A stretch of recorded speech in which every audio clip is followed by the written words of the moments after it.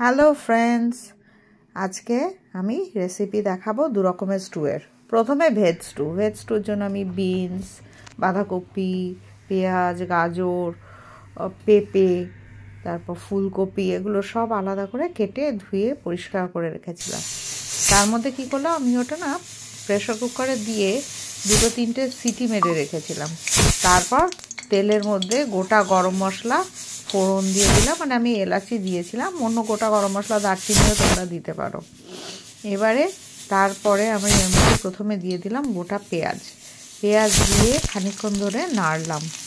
নাড়তে নাড়তে পেঁয়াজটা যখন একটু নরম হয়ে এলো, তখন আমি তার মধ্যে একটু অন্য সবজিগুলো, বাঁধাকপি, পাতা, মানে যেগুলো সেদ্ধ করার দরকার থাকে, যেগুলো ফট করে এমনি নরম হয়ে যায়, সেগুলো দিলাম। তারপরে একটু বিনস দিয়ে দিলাম, দিয়ে ওটা ভাজা করতে দিলাম। ভাজা করতে করতে যখন ভাজা হয়ে এলো, তখন দেখো এটা একটু সটে হয়ে এসছে। এর মধ্যে একটু নুন দিয়ে দিলে জিনিসটা তাড়াতাড়ি একটু নরম হয়ে যাবে। তারপরে আমি এটা দিয়ে খানিকক্ষণ ঢেকেও দিয়েছিলাম।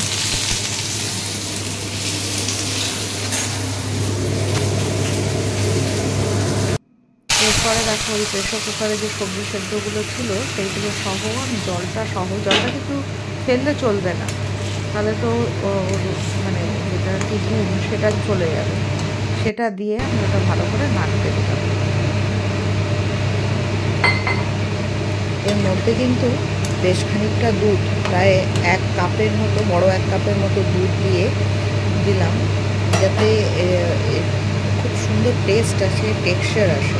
গোলমরিচ গুঁড়ো দিলাম অনেকটা করে, যাতে একটা হালকা একটা ভালো লাগা, মানে শীতকালে যে গরম গোলমরিচের যে ফ্লেভারটা, সেটা কিন্তু খুবই ভালো লাগে। এবারে এটা দিয়ে খানিকক্ষণ ফুটতে দিলাম। ফুটতে এর মধ্যে কী করলাম, একটুখানি আটা নিলাম, তার মধ্যে ময়দা দিলেও হয়, তার মধ্যে একটুখানি দুধ দিয়ে ওটাকে একটু নেড়ে নিলাম। এবারে এটা লাস্টে একদম নামানোর আগে দেব, যাতে কি না একটু যে থিকি ক্রিমি টেক্সচার, এটা ভালো আসবে। এবং এই জিনিসটা বিভিন্ন জায়গাতেই ব্যবহার করা যায়। তারপর যখন এটা দেখো প্রায় হয়ে এলো, এবারে আমি নিয়েছি বেশ খানিকটা বাটার, তারপরে দিয়ে এই দেখো আমি হটপটে নামিয়ে দিলাম। নামিয়ে একদম গরম আমার ভেজ স্টু রেডি হয়ে গেছে। এবার আমিষ স্টু এর দিকে গেলাম, চিকেন দিয়ে এবং সব সবজি দিয়ে, পেঁয়াজ দিয়ে সেটাকে আমি করে নিলাম প্রথমে। তারপরে এই তেলের মধ্যে আবার আমি গোটা গরম মশলা ফোড়ন দিয়ে দিলাম, তার মধ্যে পেঁয়াজ দিয়ে দিলাম, রসুন বাটা দিলাম। গোটা রসুন আমি থেতো করে দিয়েছিলাম, এতে কী হয়, এতে রসুন মুখে পড়ে তখন সেটা বেশ ভালো লাগে খেতে। তারপরে একে একে যথারীতি সব সবজি দেওয়া, মাংস সেদ্ধ করা, স্টক দেওয়া, পুরোটা ধরে আমি দিয়ে দিলাম। দিয়ে এবার বেশ খানিকক্ষণ আমি ফুটতে দিলাম। আচ্ছা, এর মধ্যে কিন্তু আমি ফুলকপিটা দিইনি। ফুলকপিটা এই জন্য অ্যাভয়েড করেছি, ওটা আমিষের জন্য। তারপরে বাঁধাকপির পাতাটাও দিয়ে দিয়েছি। বাঁধাকপির পাতাগুলো কুচিয়ে দিলে এগুলো কিন্তু টেস্টটা বেশ ভালোই আসে। যাতে দেখি এর মধ্যেও আবার দুধ দিলাম, দুধ দিয়ে ভালো করে ফুটতে দিলাম। দেখো এটা ফুটতে শুরু করে দিচ্ছে, আস্তে আস্তে ফুটছে। এরপর টক করে যখন ফুটবে, তখন একইভাবে এর মধ্যে গোলমরিচ গুঁড়ো দেবো, আর ঠিক টেক্সচারটা আসা অবধি ওয়েট করবো। তার মধ্যে তারপরে একটু যেটা দুধ আর আটা মিশিয়ে মিক্সচারটা বানিয়ে রেখেছি, সেটাও দিয়ে দেবো। সেটা দিয়ে যখন বেশ ঘন একটা তিখি টেক্সচার হবে, তখন বুঝবো এটা রেডি হয়ে গেছে। তারপরে নামিয়ে নেব এই গরম চিকেনের স্টু। এবং এইভাবে তুমি মাটনের স্টুও বানাতে পারো।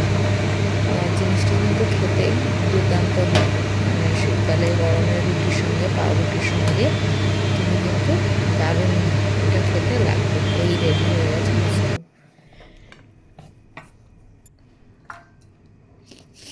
তারপর এই ঝপঝপ করে নামিয়ে নিলাম বাটিতে।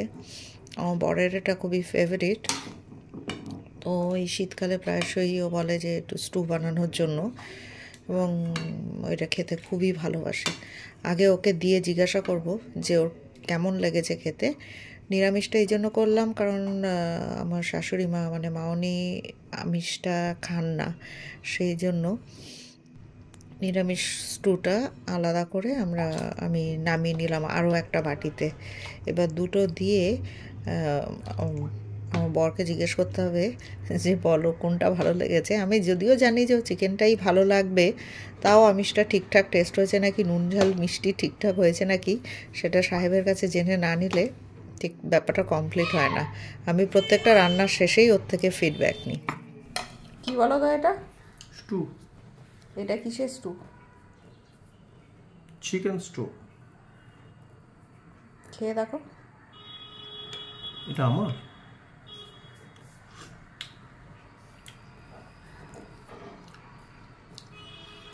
গরম গরম স্টু রুটি দিয়ে খেতে ভালো লাগে। রুটি তো করেছি। আচ্ছা, এবার এইটা সাইডে রেখে এবার ওই পাশের বাটিটা খুলে দেখো তো ওর মধ্যে কি আছে। এটা নিশ্চয়ই ভেজ স্টু হবে।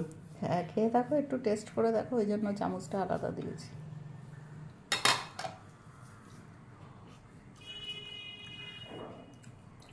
Healthy food.